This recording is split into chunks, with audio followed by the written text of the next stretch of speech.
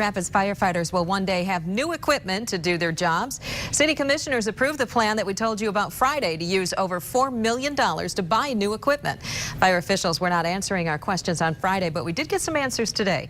Here's 24-hour News 8's Joe LaFurgey. So why should you care?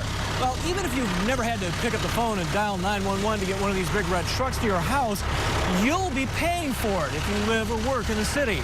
It's a plan praised by city commissioners, not only for the approach, but for the management union cooperation that brought it to the table. I think this is a historic presentation. Commissioners approving nearly $4.4 million from the city's transformation fund for the purchase of 4 new pieces of fire apparatus and the rebuild of 3 other units to stabilize the aging fleet.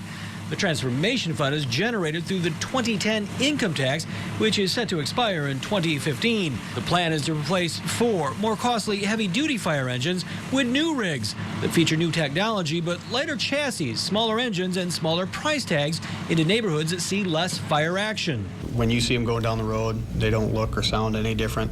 3 older heavy-duty rigs in the city's 11-engine fleet would be rebuilt and upgraded instead of replaced at about a third of the cost. Future savings could be realized by the way the city buys fire equipment. Instead of borrowing money, the remaining $2.3 million from the transformation fund request would establish a fire apparatus capital reserve fund.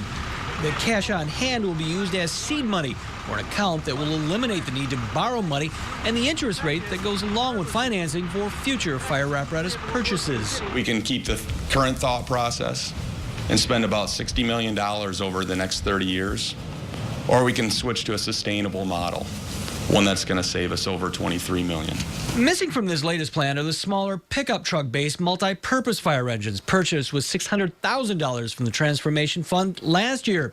Chief Laura Knapp says the units are still part of the GRFD's future. Well, right now we're finishing the evaluation of the units. Once we complete that and complete our report, then we'll make some decisions of where we move from here.